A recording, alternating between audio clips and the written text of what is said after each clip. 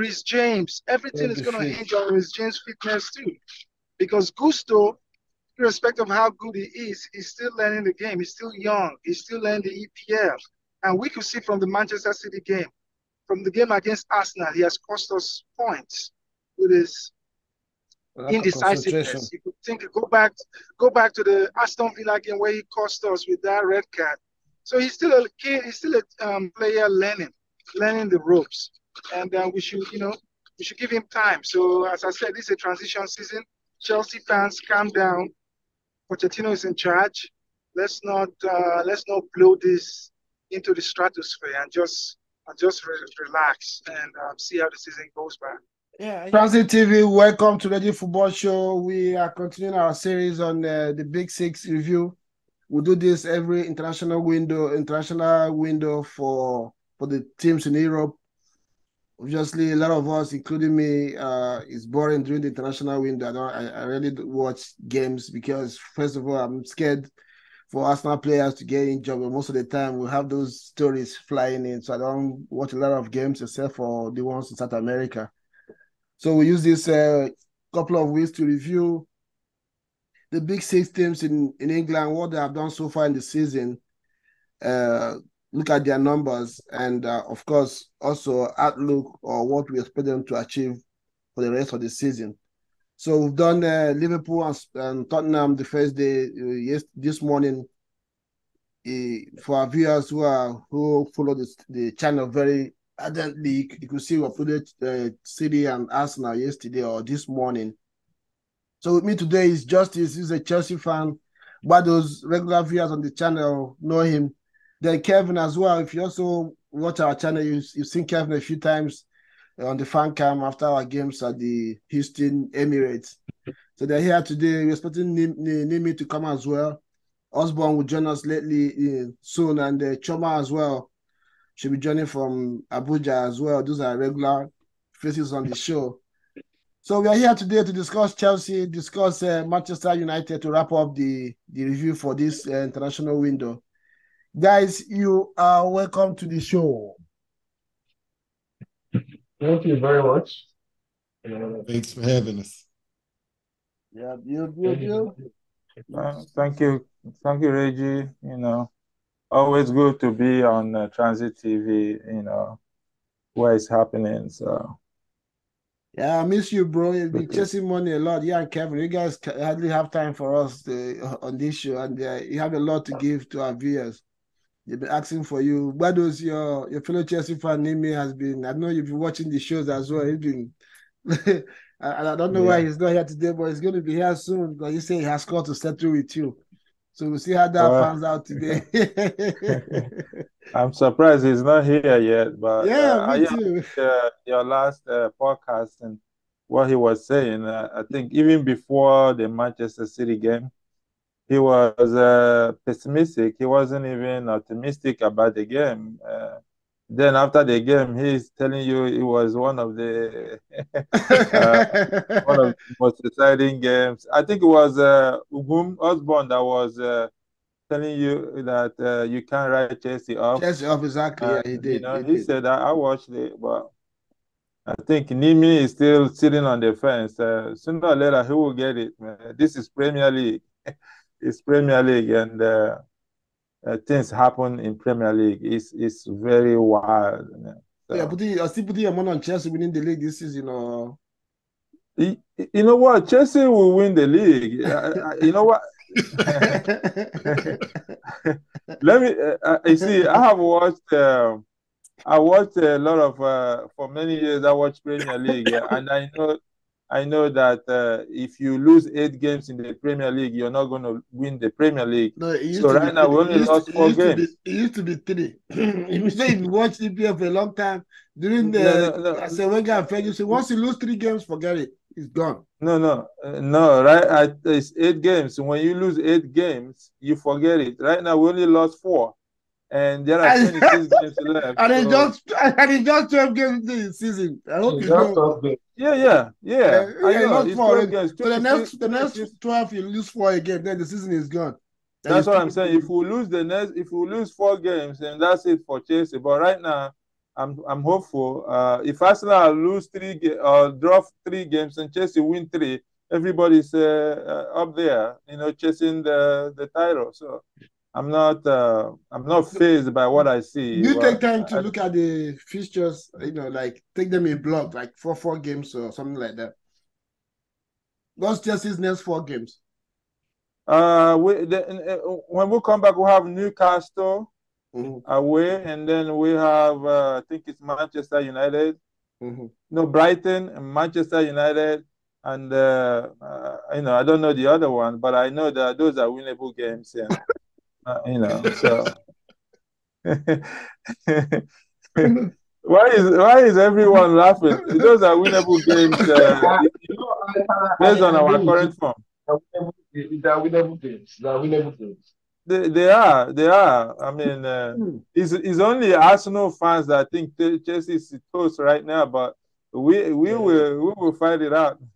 No, the thing, that's not Arsenal fan that is taking Chelsea lightly, but your claim is too bold. Even your fellow Chelsea fan there is laughing at you, because if you say Chelsea is going to give a push, Chelsea is going to do better, it's going to keep improving, I can understand that. But when you come and say Chelsea will win Newcastle, win Brighton, and win the league, then it's too. Even City won't say that. City will still tell you that those are tough games. Well, will Arsenal say they will win their next 3 games? Will Arsenal fans say that? No. It depends on. I can't say I will win Newcastle, win Brighton, and win the league. I can't say that. Then you're not sure of your team. Based on what we are seeing, based on our current form, those are winnable games. You understand that if you want to play Chelsea and you want to play expansive football, you don't want to sit back, Chelsea will make you pay. There's something that happens in EPL. I remember in those days, maybe teams that come from the lower division, maybe they shock the first 2-3 top 6 teams that will play with them. The 4th one would have learned his lesson. Oh, these guys, you should take them seriously. Now, everybody now knows that Chelsea comes to life when it's big game. So I guarantee you the next big game Chelsea is going to play is not going to be as it's been. If the last time we went on international break, I think we played Arsenal and we came back, it was Brentford. So, when you're in a role like that and they break your form and you come back, everybody's trying to, from international break, anything can happen against Newcastle. But if I can tell you, if Newcastle comes out, want to play football, instead of sitting back, Chelsea will get 3 points. Well, let's see how it goes. Let's start. Mimi, are you there? I'm waiting on you to show your face before I start.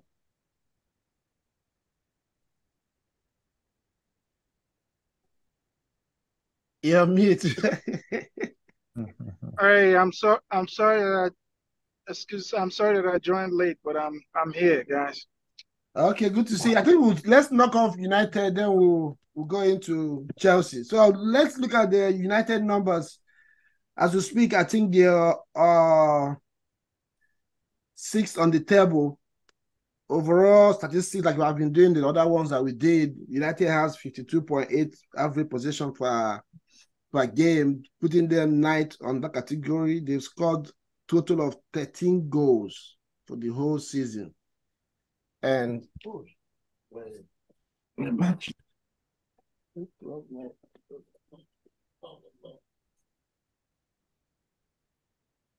wow, my laptop, but sorry, wasn't plugged. And they scored a total of 13 goals all season. They are sitting 14th in that category. Scored 4 goals, only 4 goals in first half of the 12 games they've played, and scored 9 second half.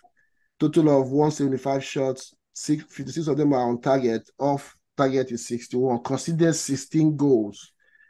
They consider 8 first half, 8 second half. They have 0 red cards this season and yellow cards, 26 yellow cards. The highest goal scorer so far is Bruno with 3 goals, followed by Scott McTominay, 3 goals as well. And assist table, they have Bruno 2 assists and Eriksen 1.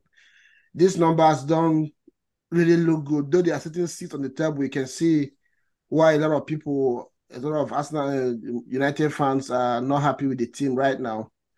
So I don't know. Let me start with you, Kevin. What have you made about your general impression about United this season, considering what they did last season? I think they did a lot better last season, and one was expecting them with the improvement they made over the summer to probably even give City and Arsenal a little more push for the title this season. But so far, it's been very, very disappointing with United. What's been your thought?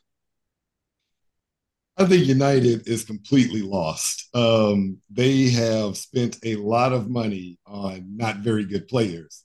And I think they're going to be kind of stuck for a while trying to get out of that ditch that they've driven themselves into.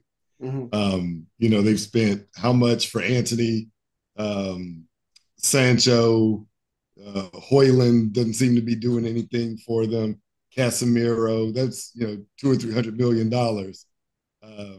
just gone that they're not getting any value from. So I think it's going to be a bit before United comes back into really actual Big Six contention, because their run of games after this international break is brutal. I don't see Højlund. Ten Hag won't make it to the new year. He'll be fired before the new year. Yes, so let me still stay with you on that. Like I've said in a few podcasts we did in the past, United seems to always find itself at this spot all the time with all the managers. The new manager comes, there seems to be a new manager bounce. They get some big results against big teams. It looks like everything is going in the right direction. All of a sudden, it all collapses.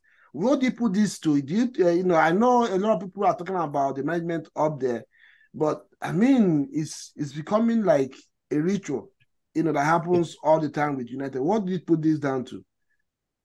I don't know.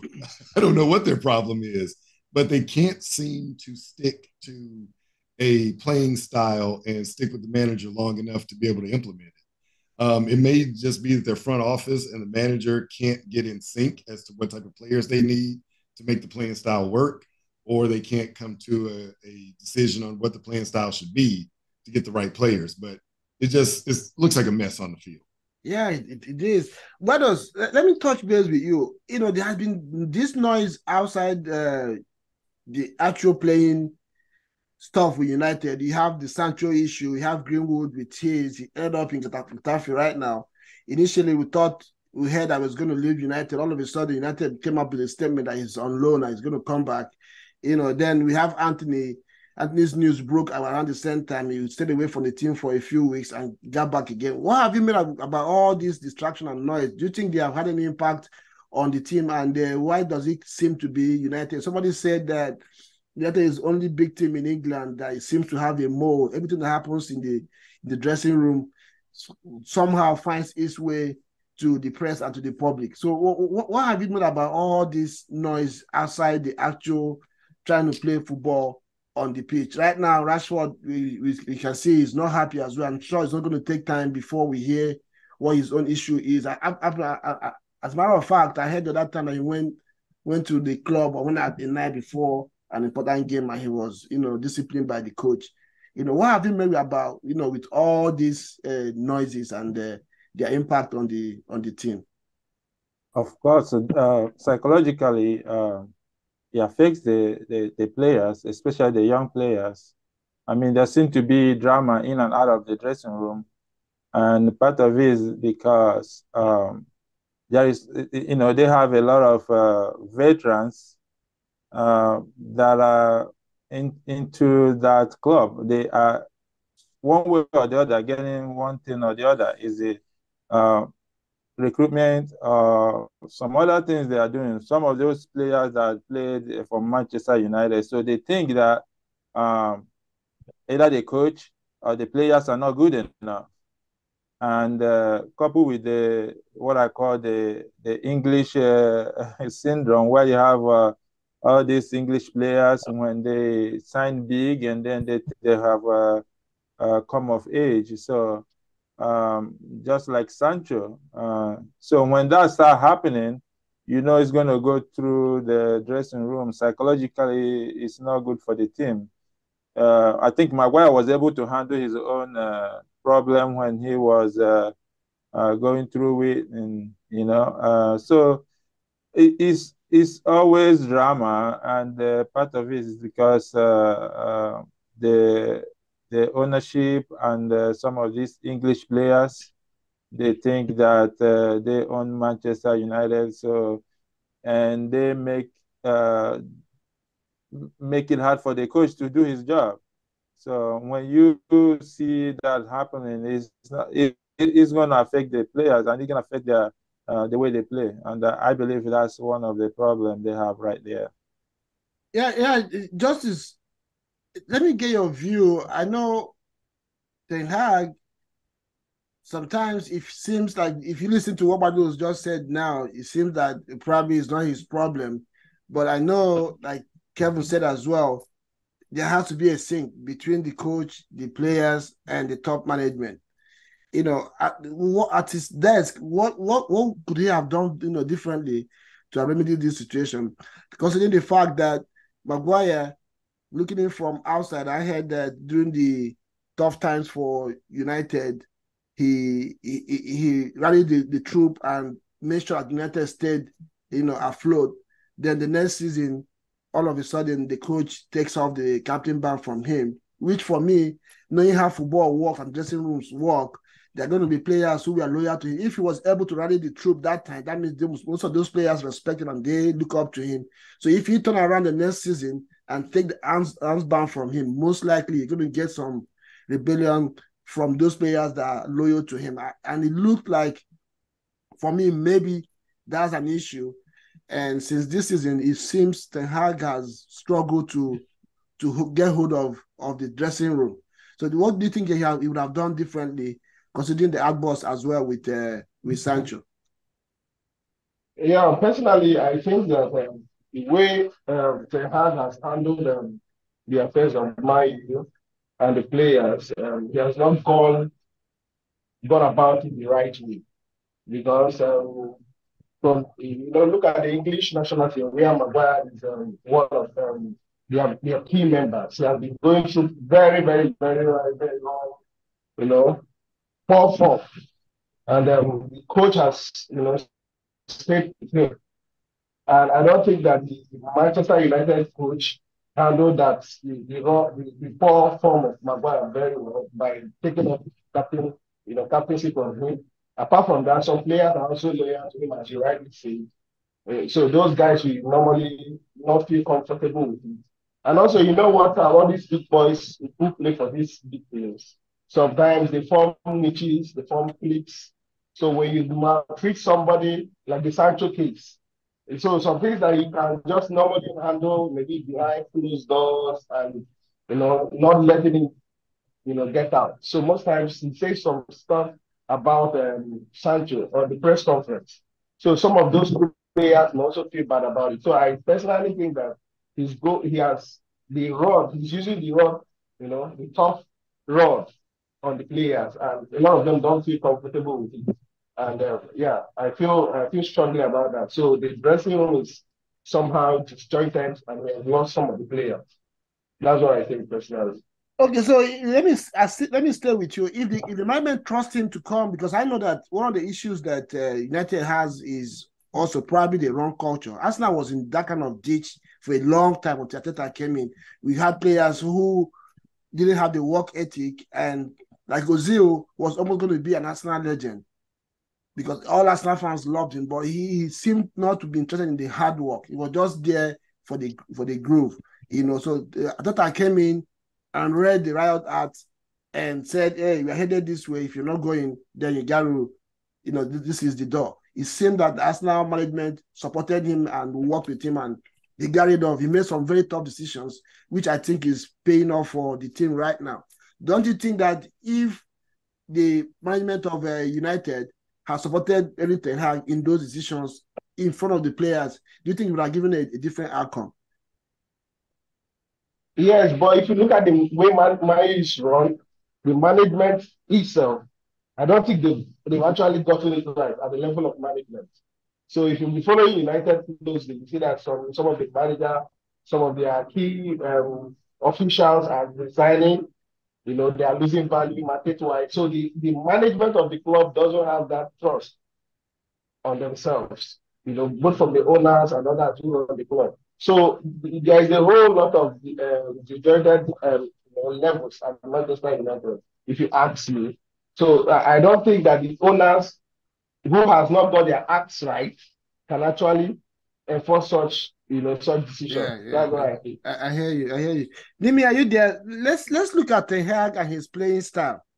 You know, he came in last season and it looked like he was trying to do something that he could say this is what he's trying to do. But this season, I don't think United you can pin down. I don't know about you. Have you been able to figure out what Ten Hag is trying to do with United with regards to playing style and how to hurt teams and, you know, get points for the team on the table?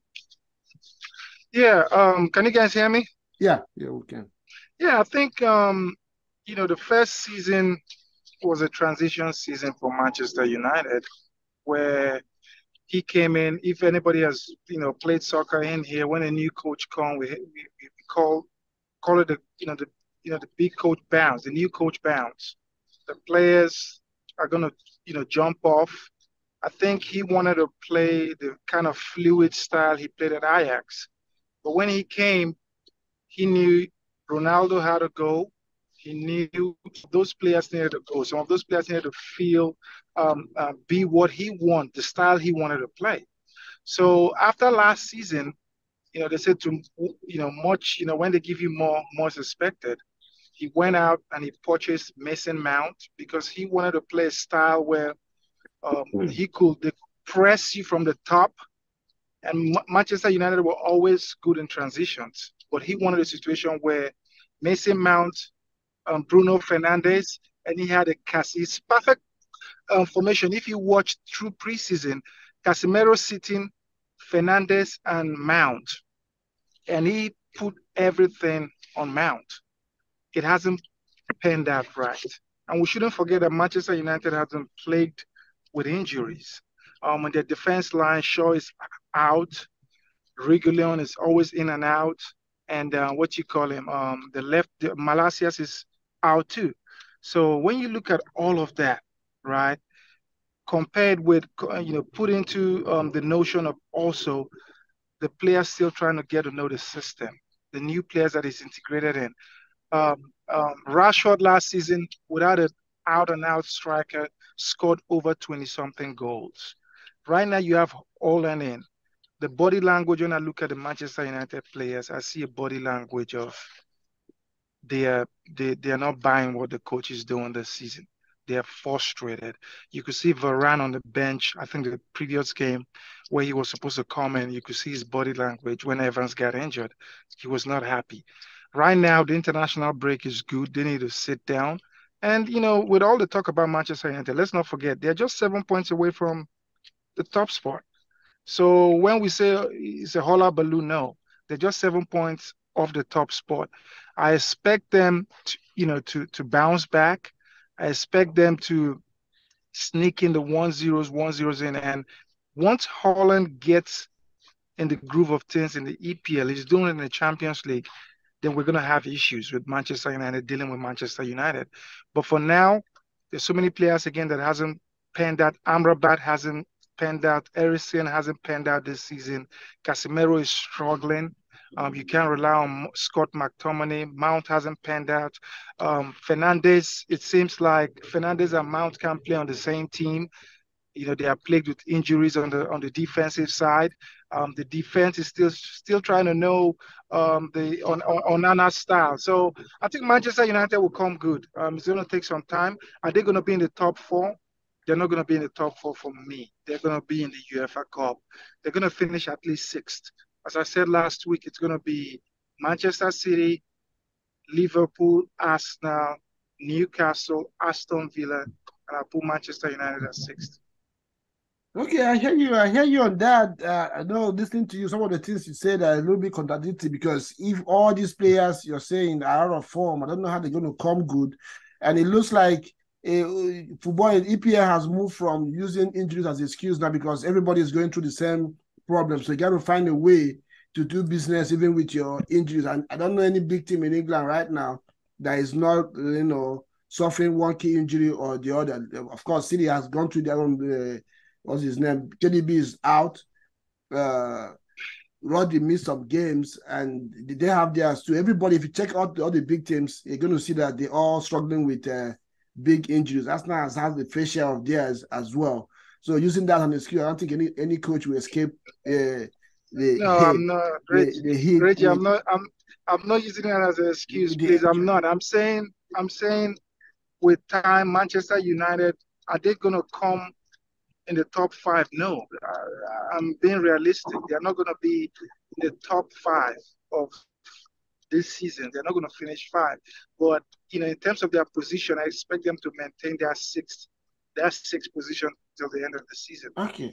So, Kevin, have you listened to Nimi there? One thing I found out about United this season is they can't play 90 minutes at the same tempo. Either they can't play bad for 90 minutes and they can't play good for 90 minutes. Or they can't even do 75 minutes. It seems United plays for 25 minutes. Either they start badly and come good at the end of the games, or they start very well 25 minutes, they just fizzle out. What do you put this down to? I know as an Arsenal fan, you were used to this some years back before Arteta came in. The team couldn't just stay in the game with the same level of commitment. Yeah, I think it could be that they're just not all on the same page. So they can click for a bit. Just their players are good enough. They have enough talent to where they can. It kind of comes together for short periods in the match, but they can't sustain it through the entire 90 minutes. And I think a lot of that comes from they have a lot of churn. They haven't had a lot of players that have been on the team that know each other real well, where you can build those partnerships and the understanding with your teammates, where you can trust them and lean on them when things kind of get hard. I think that might be contributing to some of their inability to maintain a consistent level of performance over the course of a match. Yeah, so what have you made about this whole noise about United takeover by the Saudi investors? All of a sudden, a couple of weeks back, the news changed entirely to a different arrangement, and now we're hearing 25% takeover by, I've forgotten the gentleman's name. Jim Ratcliffe. He can handle the footballing side of things. I don't know how. This is the first time we're hearing that kind of arrangement in football. I'm not saying it's a bad one, but I mean, I haven't heard that before. And somebody's going to take full control of the footballing side of the club. I don't know how that's going to work. Have you been able to try to figure out what that arrangement is going to mean for United? Do you think it's going to be a good one, or is going to sink them a little bit more into the ditch? I think. I'm sorry. Go ahead. Yeah, but okay, so I think Jim Ratcliffe is an Englishman, and Manchester United is a big club in England, so they want their own to be in there and have control of the footballing side of it, which I think finally in the end he might buy the whole club, because I don't think they want the Saudis. The Saudis they put a lot of money on that. They put a lot of money to own the club, but for some reason they were being pushed and keep pushed out. So you can see that I think they want an Englishman to own United, just like Arsenal, and it happened with Chelsea too. They always want people, English owners and maybe American owners. They don't want Saudis and to run every club in England and all of that. But I think the man he has a good intention for United. You can see since 2018, Manchester United, they have spent over £1 billion in player recruitment, but it hasn't worked. And everybody just talking about Chelsea spending it in one season. They have spent a lot of money. Yeah. And the problem is they got the wrong players, that don't have that standard we know of Manchester United. We see, like when they bought Sancho, I told you Sancho is not my kind of player. You cannot pay 85 million for Sancho. I'd rather have the other guy that came from the B team that is that's being suspended right now. What's his name? Okay, Greenwood. Of course, Greenwood is a huge talent. Yes, so it's always been Wan-Bissaka. All those are not Manchester United players. So you see, sometimes because they are English, so sometimes when you have one good season, and all of a sudden they start paying all these pundits on TV, they start running your running your stock up. Before you know it, somebody's paying 80 million. So I think their problem has been, like the other person said, it's been recruitment, a wrong player, and they haven't been able to gel together. I still don't see the value for Anthony right now, So when every coach that comes to Manchester United, they want to get their own players. Mourinho did that. The other guy did that. Their former player that was coach, he did that.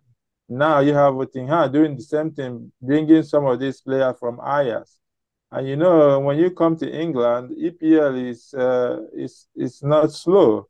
You have to be physical and you have to be ready. So right now, Anthony is not doing what he's supposed to do. So they're not scoring goals. In 12 games or 14 games this season, Rashford, Anthony, and Haaland, they only scored one goal. Reminds me of Chelsea of last season. So you're not going to win the Premier League or win the Champions League like that when your forward players can't score. So I think Jim Ratcliffe, like I was saying, he has a good intention, and he will look into the thing, bring new. I think their CEO is out, and he's going to bring somebody else, and they're going to look deep into some of this recruitment and see what is wrong with that. Yeah, I hear you on that. Obviously, I can relate to this story because Arsenal had the same problem. We were buying players, but nothing was. You can imagine 7 years ago, Arsenal paid 35 million for Skoda Mustafi, 35 million for Granit Xhaka, and we also bought Socrates, all these guys, and Nicolas Pepe, your man, Nicolas Pepe. Yeah, Pepe, we know how Pepe has talent. He doesn't have the mind, the heart to compete. And we also know what happened. There was a funny story about that transfer, just like what you were saying. So some of these things do happen. If you don't have somebody that is ready to take the hit and call the shots, that's how it goes. So, Justice, let me ask you. So, I haven't said all this about United. What do you think that United need to do in terms of recruitment, management, and the managerial position of their coach? What do you think they have to do differently? Do you think they should continue with Ten Hag? And probably what should the management do? And of course, in terms of recruitment, because I still don't know how United ended up having John Evans on the pitch as a defender, regardless of what the situation is. There are players out there who can still come in free transfer that are still young and strong, should be able to do the business. For United to still have John Evans as, I don't care how much injuries have ravaged the team, but I don't think it's a sign of a good recruitment. So what do you think they need in the team right now in terms of players and quality? So I think that they should choose when they get the management. If they get their management right, the system right, if they get it right, they should choose the way to go. Like if you look at Arsenal in the past, Arsenal chose to build. You understand? You choose to build. You get a manager who can manage talents and build, like Chelsea is doing right now. So you choose the way to build. Are you going to you choose the way to go? Are you going to buy experience? Are you going to go with the young ones who will last you for years? So they should have a pattern on which way to go. And I think that Ten Hag has lost the dressing room, because of all the skill issues he has had. So I feel personally that they can get rid of him and get a coach that will follow a pattern. Either you're building or you're buying experience. So without knowing the way to go, they will not get it right. Yeah, I hear you on that. I don't know. We need to round up United and move to Chelsea. Nimi, Kevin, does anybody have anything to round up on this one for United? I know one issue I wanted to talk about was Onana. Onana came in on a very huge. There was so much noise about Onana. He came in and it looked like he was on the wrong foot, but he seems to be getting it right now. He seems to be one of the few players who are apparently keeping United afloat at the moment.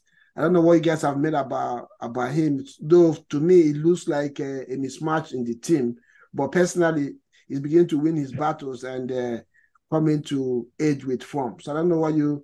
Nimi, do you have anything? I think Onana will come good.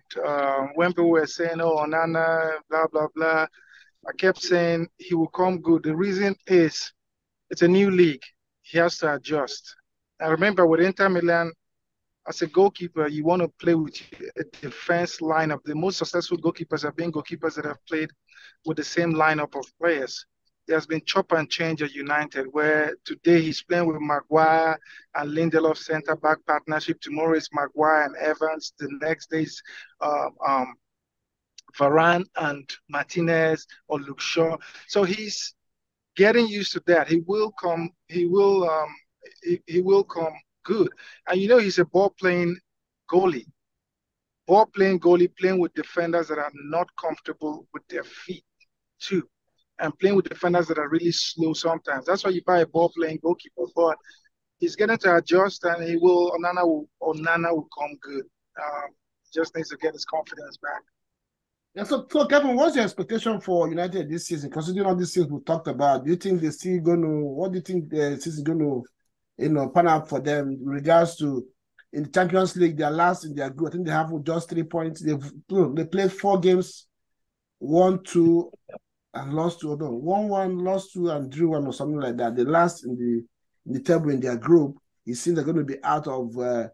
Though their group looks funny, if they win their next 2 games or win 1 draw, and they might qualify for either Europa or second on their group. So, what's the expectation for United this season in regards to the league, FA Cup, and the Champions League, and possibly Europa if they qualify for that? Kevin. Oh, it's for me. United's expectations for the Champions League are probably be out. I don't see United getting out of that group now. As far as the other competitions, I mean, maybe they can make a run in the FA Cup, but I don't have a lot of faith in United as currently constructed. Mm-hmm. What about you, Justice? Do you have any expectation for United? I think they may end up with a cup, just a cup. But I don't think they have much to do again apart from that. Just get a cup. But the Champions League, they're out already. So get one of the. I don't know. Are they still in? They're still in. Carabao. I think they're still in Carabao. Yeah, just trying to get one of the cups. No, they're out of the Carabao. They're out. Yeah, I think they're out. Right? I think it was Brighton or West Ham that won them. Yeah. So, but I don't think they will make top 4 because no, I don't think they will make top 4. But they can be 5th, 6th, and all that. Okay, before we move on, Ubum, welcome to the show, bros. I know you jumped in late today. It's good to have you. We're running up United. We're going to move on to Chelsea now. What's your general? I know you've been listening to what we've been saying.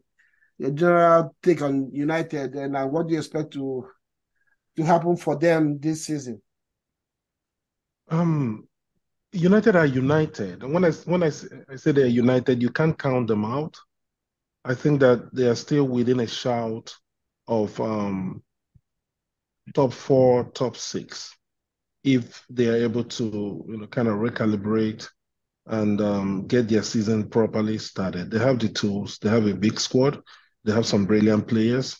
It's just, getting everything right in terms of how the team is structured. Right now, people are still confused as to what they are trying to do. I think the players are confused as well. And I think that some man management from Ten Hag has been a bit of a problem. And so the damage that has done to the dressing room is affecting the team's progress. Now it's up to Ten Hag whether he's willing to learn from his mistakes and maybe kind of change his strategy, or if he sticks to that, then he needs the backing of the board and money, because that means he's going to replace players real quickly to be able to salvage the season. But if he's gonna depend on the players that he's gotten upset, then he will need to change his approach to those players for that to work. So if they're able to do something real fast between now and the end of January, their season can still finish well, because in spite of the thing with United is that for them it's either they win or they lose. They hardly draw games. That's the problem. That's the difference between them and the rest of the teams. The ones above them have lost games and drawn games. They have either lost or won. And so you see that they're still within the shout of top four, even with everything going on with them. Yeah, they won 7 and lost 5. Yes. So if they can get themselves back on course, the potential is there to still do well this season. It's nice to meet everyone. Yeah, good to hear from you, bro. For me, I think, like you said, I think I've said this on this channel many times, especially when we're doing our preseason preview, that United is a funny team in England. For some reason, somehow, I don't know how it happens, they just do that. They're never out. Sometimes it seems the referees are favoring them. Sometimes it's something else, but they're just around it. When I was looking at the numbers for this series, I was shocked that United is sixth on the table with all the noise that they are losing. Like Ugun just rightly said, they are either winning or they are losing. They have 7 wins, and Arsenal and Liverpool have 8 wins. City has 9 wins, so they have won 7. Just that they lost 5. So which means you can't really say what you have with them. They have so many bad games, but they have managed to grab 3 points from those games. So I think United they're not going to be out of top 6. I don't, not because I believe that they are playing so well to be there, but there's a way they get their results. So I think United is going to be top 6 this season. Then with regards to the Champions League, it's hard to say too, because I had a look at that group. It seemed that they still have a chance. If they win their next game, I think they're going to play against I can't remember who their next game is. If they win their next game, they go above the 2 teams in front of them, or the same point. So it's still possible for them to make it. If they lose their next game, they can say that United is out of the Champions League. But right now, I'm not going to say they're out.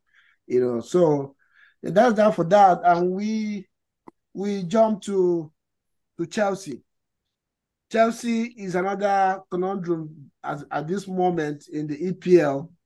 At the beginning of the season, it was looking like, okay, they have the squad, they're going to do good. They started, it looked like, oh, I said it. People are saying, no, it's going to take them 2 years, it's going to take them 3 years. But all of a sudden, it's beginning to look like Poch is beginning to get it right. Like I used to say, I've said a few times too, we remember we're discussing about Chelsea. I said all the coaches that started in EPL, they managed to find some 15 players in the squad and stick to those players, to how to create some harmony. And I think Poch has finally decided to do that. He now has a group of players that he wants to work with. Almost 85% of the starting 11 is known to him. They start that same way every match. There's going to be some harmony in the squad, and they're getting some big results, at least not losing games. So their numbers, Chelsea currently is 10th on the table. And out of 12 games, they've won 4, drawn 4, and lost 4. So it's a 4-4 4-4-4 team. In terms of possession, Chelsea has a 60.8% average possession per game, placing them 4th on the table, which is not bad, behind City, Liverpool, and Arsenal. They scored 21 goals. They have 152 shots on target. 61 of them are on target and 53 are off target. They've conceded 16 goals, making them the best 6th defense in the league. On the disciplinary records, they have 1 red card and 40 yellow cards. They're not doing well in the disciplinary side of things. And the highest goal scorer is Nicholas. We know he got a hat-trick the other day. He has 6 goals. And Cole Palmer has 4 goals, having scored 4 straight penalties, and followed by Raheem Sterling, who is resurgent at the moment with 4 goals. The highest assist is Conor Gallagher with 4 assists, which was a surprise to me when I was digging into these numbers. So, let me start with you. Chelsea started very slow this season, losing games, and it looked like they were heading nowhere. They began to pick up. But like I said, Poch is beginning to, in the beginning, a lot of the Chelsea fans were really criticizing him about his team selection. I know you, for one, was not happy with him with some things he was doing. And one of the things that people were criticizing him about was benching Ben Chilwell and using Colwill at the left back. But it seems to have gotten nobody talking about Ben Chilwell anymore, because Chelsea is beginning to win games, and the inconsistencies they had before is beginning to also win away. What's your take on, what's the general overview on Chelsea, their start and the present situation and the form of the team right now? I think, you can see the progress Poch has made. And I think in the beginning, the problem was these guys haven't played together. None of them played together. Some of them didn't. Disasi, who I like so much, didn't play in the preseason. So it's football. You have to gel. I've been saying this for a long time. You have to gel. Football is a team sport. You have to know when somebody's making that run, when somebody's not making the run, where the positioning and everything. So in 12 games, so you've seen that they're beginning to gel. I remember I told you against, I think it was against West Ham, I said that I realized that Conor Gallagher will pick up the ball from our 18-yard ball. He will make like 6-7 touches before he can find somebody to pass to. You can't do that in modern football.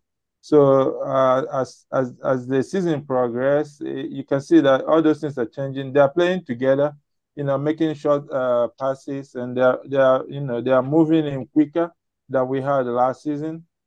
And I think another thing is that, like I told you before, I think Poch Enzo want to be, offensive, which I think it's not really his thing right there. He wants to play that really number 10. You can see that our game against Arsenal, Tottenham, and Manchester City, what Poch did was to, play him, behind Gallagher. And that has helped a lot, because with the energy that Gallagher has, and he's able to, his recoveries and tackles, it helps, to free up space for our forward players. So I think, in the beginning we had some poor results, but now, things are changing. I believe you guys are going to see a lot more coming. So if you watch Chelsea now, you'll be excited as a Chelsea fan.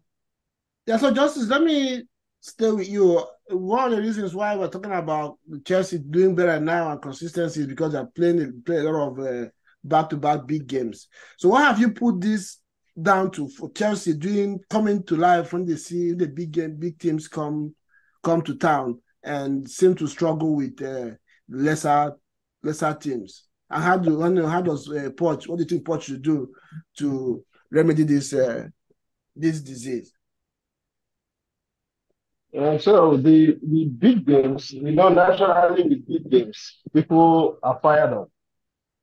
That we are Chelsea is a big club, and as big games come up, most of the players are fired up, and the details of the game are being explained to them. I think that is part of the reason why they do very well in big games, because these players want to show the return for their money, for their big money.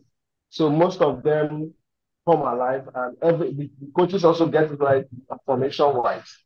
But about the small games, I don't know whether I will call it. I don't know whether I'll call it they relax a little bit. The details are not the second balls. Players don't fight as much as they could, or they have the potential to. So that is one of the reasons why they lose some of their, the smaller games.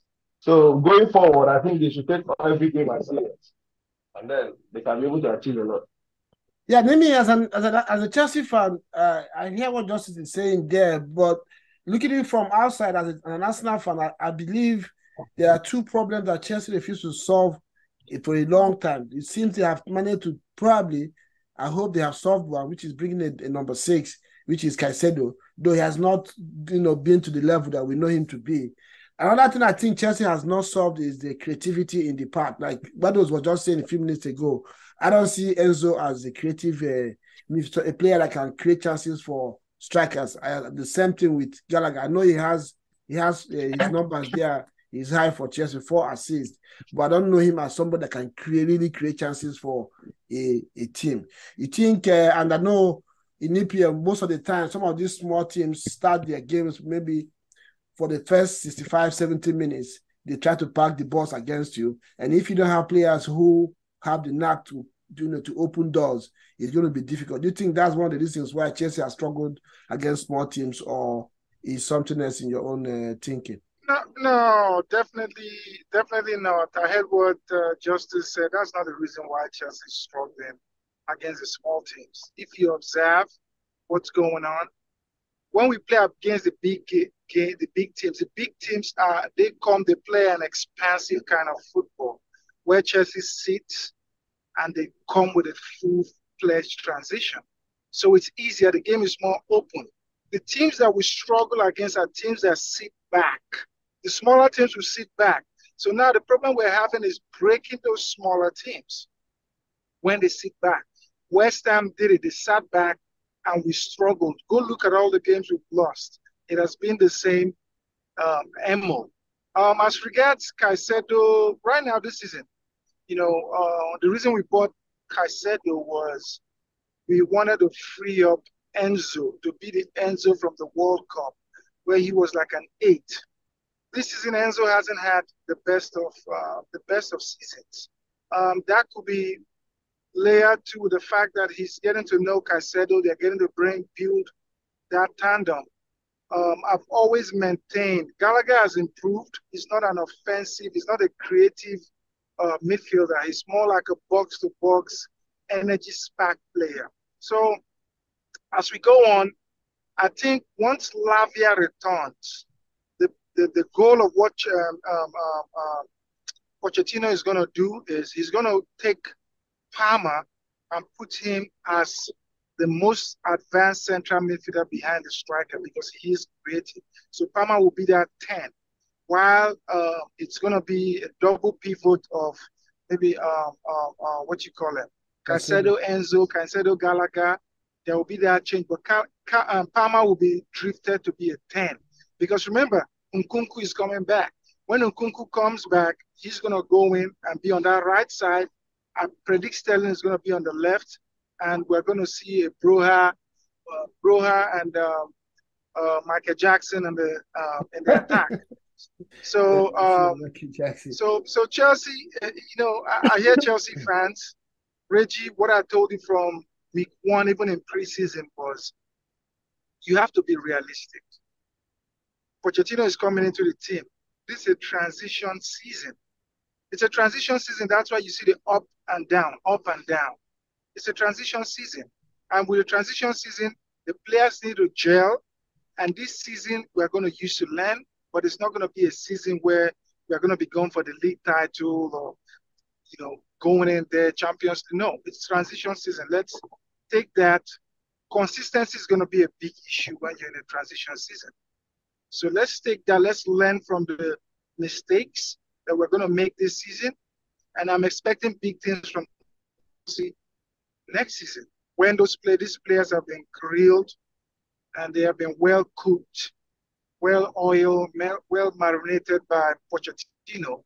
And we're going to see a better Chelsea team next season. Any Chelsea fan telling you, "Oh, we're going to go win the league," that Chelsea fan is on something, and I want to be on that something that he's on right now. So let's not deceive ourselves.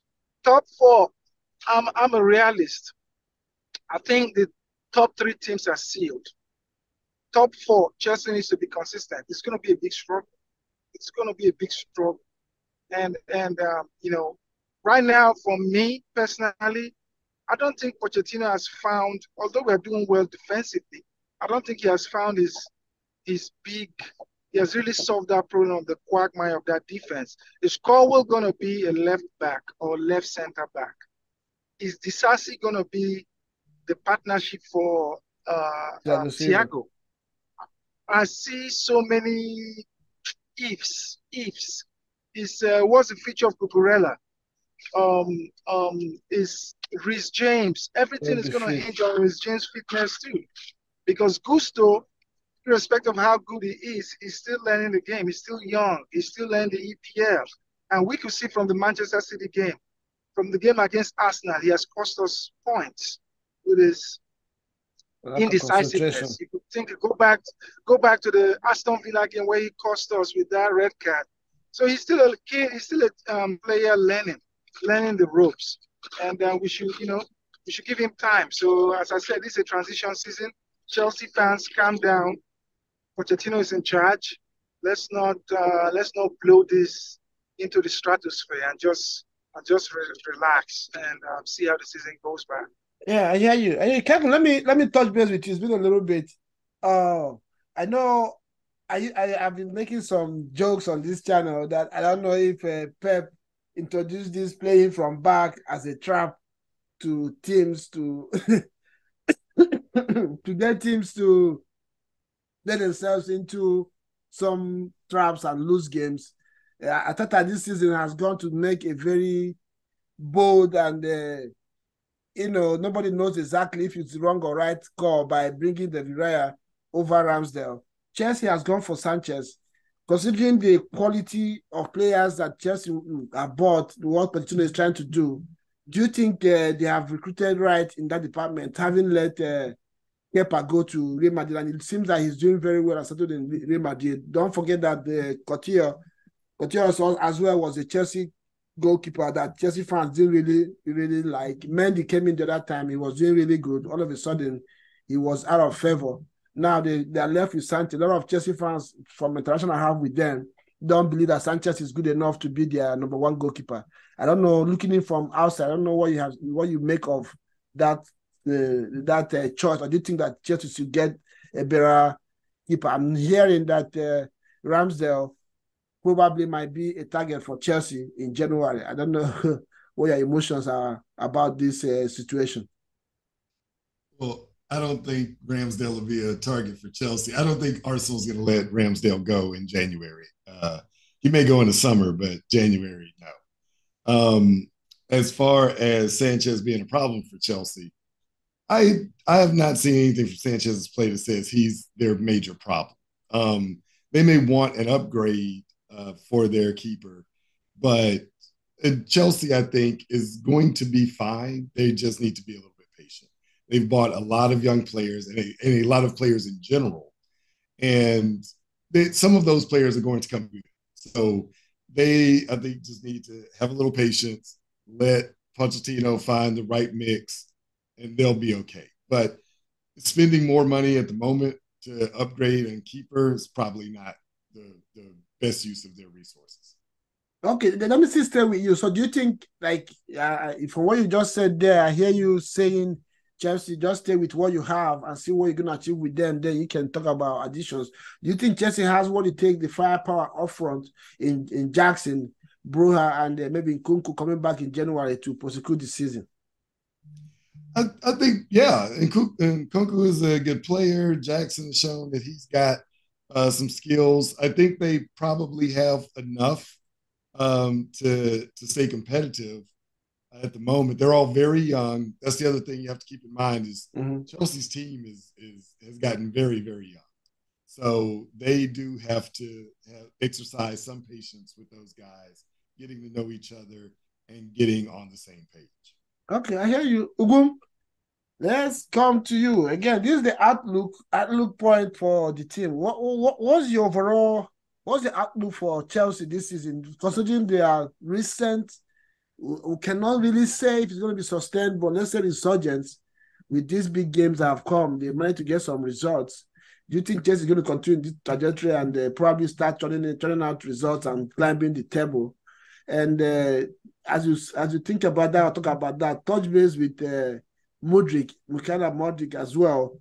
He's been hit and miss for him this season. There was a time it looked like he's coming to it. All of a sudden, he's gone back to how he started the season. Let's get your view. I think Chelsea will finish top 6. Top 6 minimum. I think they have the potential to get into the top 4 because they have the tools, they have the materials. It will be a case of confidence building and blending more. Pochettino has a more settled squad now in terms of people having their specific roles. Mm-hmm. So I think that their success this season would depend on a couple of factors. Number one being James, their captain, being fit. He's such a key player, such an important player. And so huge. If he's fit, they definitely will get there because it's going to provide the right assists for their forwards to score. But if injuries continue to ravage their squad, then they're going to struggle. Now, Modric, honestly, it's been, like you said, hit and miss. I see a lot of potential. The guy's speed, I don't think anybody can match him for speed in the league. Real good close control, good dribbling skills. Again, I think there's a lack of confidence there, number one. And number two, learning the league, knowing how to manage himself, manage when to use his speed and when to check in and maximize his potential, catch a breather, get some rest, then attack the fullback again, knowing when to channel inwards rather or stay on the flanks. Some of those things come with getting used to the league. I think this is his first season, isn't it? Yeah, he came in January last year. January, yeah. So, yeah, he hasn't been quite there for a year yet. So, yeah, the more he gets used to the league and knowing what the coach wants from him, and the coach also giving him the confidence, then he's a very important, he can potentially become a major tool for Chelsea, depending on what Pochettino wants to do. Do you think, considering his age and his link to Arsenal, he has, ending up in Chelsea, probably maybe it wasn't his personal choice? Do you think he has unsettled him a little bit? He's still trying to get over that situation. I think that ship has sailed. I don't think if he's still affecting him now, then it's a big problem. It's a big problem for him. It's a big problem for Chelsea. Mm-hmm. So he needs to quickly get over that if that's still on his mind. And, get used to where he is now and start being productive for his club. Yeah. So, Justice, I know Nimi has already given us his outlook for Chelsea. What's your outlook for Chelsea this season? What do you think they're going to achieve this season with regards to the position in the league and, of course, FA Cup? They're not in any European Cup this season. And I think are they still in the Carabao Cup? I think they are. They're still in the Carabao Cup, yeah. Yeah. Yes, I think that Chelsea can get to top 4, because they don't have any Champions League game. So I think they can actually get to top 4 because they have everybody, the talents. They just to harness them, properly. So with Ezo, with Kuku, and with the rest of the guys, remember, although you guys said earlier in the show, you guys said that injury is no more an excuse. But at the time, Chelsea had over 10 players injured. It's not an easy thing to manage a team that's, that adapted, a new team for that matter. A very, very, very, solid members of the team. Lavia was also bought, Kuku, James, Chioma. These guys were all out injured. These are first team players who can change things around for Chelsea. So, but looking at the injury list now, and then it's getting down. It's just a few people remaining. So after this international break, people will come back. Buja has come back. Lavia is also on the grass now training. So when these guys come together, with the current rhythm Chelsea is going, I think we can get the top four. And maybe one of the top. You can dream. Okay, so the top four for last season, who do you think Chelsea is going to potentially displace from the top four for last season? So I think that Newcastle has a lot of injury. When you're talking about Chelsea games coming up. So before the show, I read that Isaac is coming back and one other person. So maybe if they can get if they can get those guys fit, they may be like the Thursday for Chelsea, but a displaceable team in that top four will be Newcastle. Oh, I hear you on that. Therefore, to round up, I don't know if anybody watched the show where John Mikel Obi appeared and said some stuff about Chelsea, the way he ended up, the group that Chelsea plotted to take him away from United, the Makalele underwatch thing, and of course Hazard's training attitudes while he was in Chelsea, which is one of the reasons why I think he struggled at Real Madrid. He also spoke about Abramovich, the way the style he handled the team and the way he used to get rid of coaches. I don't know if any of you have watched that show. Nimi, do you have any, as a Chelsea fan, what do you Yes, I have. about? Yeah, okay. What did you make about all those some of those stories that came out from that interview? Yeah, I think Mikel is doing what retired players do. He's at a point right now where he has all the free time. So he's giving out his experiences. But that tells you a lot. When Abramovich was there, the fact that the way he took care of his players. When Mikel talks about John Terry, Frank Lampard, Didier Drogba, the African King, Michael Essien, Michael Ballack, Peter Cech. These are people you put and you take to battle. These are strong men. And that's what I'm trying to tell Chelsea fans. When you look at our team right now, who do you see in that team that could be in those molds? How many of those players can go hit their head on the wall and go fight? So, it just made me reminisce, and it also showed me player power. When players in love like coaches, how they were able to get Rafa Benitez out, how they were able to get all those coaches out. And I think Mikel is doing well, but it just shows you how the club was and where it is right now. In terms of the players that we have, the caliber of players that we have in that team. And it's just baffling sometimes when you hear that. And it's really sorry sometimes, but it's also baffling.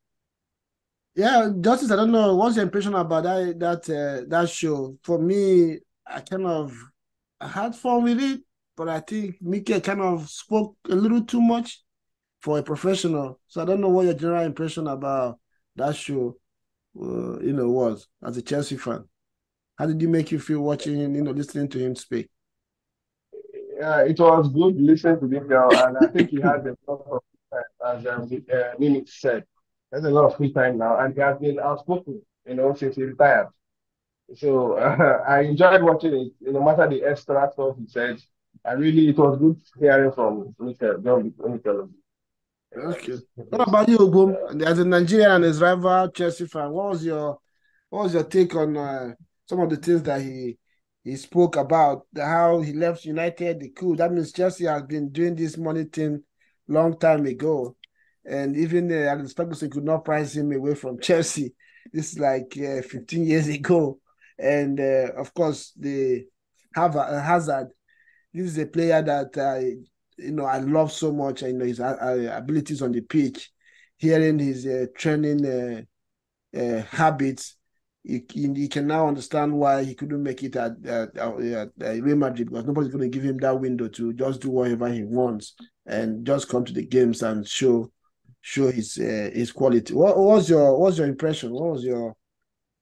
Yeah, Mikel is a legend. I think he played the game the proper way. I think that potentially he could have been or would have been greater if he had a more adventurous coach. On the other hand, maybe he wouldn't have become as good defensively as he turned out to be if we had a different coach from Mourinho. Yeah, he played the game the proper way, and I think he was probably one of the most professional, if you'd say, of a player. You never heard anything about him being disciplined, using his time, do something he's not supposed to do, and all that. So he played when he was supposed to play. Now he's talking when he's supposed to talk. So yeah, I'm good with it. I'm good with it because he showed example as a professional, as a leader for Nigeria, even when he played for the country. And now this is the time to talk, like Nimi said as well. Just relax and have fun and say what you want to say. So I'm good. I'm good with everything he said. I don't have an issue at all. Kevin, did you see that show? Oh no, I didn't see it. Oh, okay. Okay, guys, thank you for coming on the show. We have come to the end of it. Unfortunately, we didn't have Chioma today. I know Mimi is happy to hear that because she comes with her needle and finds a way to poke Chelsea fans. She couldn't make it today. She couldn't make it today. Thank you guys for stopping by, and I really enjoy having this time with you. I hope Kevin will find more time, to stop by and share your views with us. Justice, it's good to have you on another debutant today on the show. Coming from Nigeria and sacrificing what I know is almost midnight there now, and you're here with us. Thank you very much. And Nini, of course, as always, coming here to unsettle all unsettleables. Osborne, as well as usual, ever reliable. Thank you guys for coming on the show. And our viewers will remind you, if you have not subscribed, if you're new to this channel, please go ahead and subscribe and help us on our road to 5,000 subscribers. Like and share this content as well as we continue to try our best to bring you, very strong content on this channel. And we look forward to returning with the pre-weekend show next week for resumption of the EPL. And I think this is the last international break for the year as we go for the push and going into the busy period of the season, which is the Christmas. Teams are going to be having 3 games in 1 week. Talking about injuries, that's the time you speak about injuries. I think anybody complaining about injuries now should get ready for it and in the next few weeks. Thank you guys for coming on the show. I don't know if anybody have anything to wrap up and before we go. I think just on the Mikel thing, the only thing I didn't like was the family, how he outed his family like that, asking him for money and marrying into his family and all that stuff. I think he should have chill on that, because into BC right now will be looking at himself thinking, I'm married into Mikel's family was Mikel thinking I wanted to use him for his money, or so he could have kept that to himself. That was that's what I meant by when I said he spoke a little too much. And now Ferdinand is saying that he's going to make a documentary on that with him. We'll see how that is going to pan out. Thank you guys for coming on the show. Thank you very much. Look forward to seeing you again. And ciao. Peace out.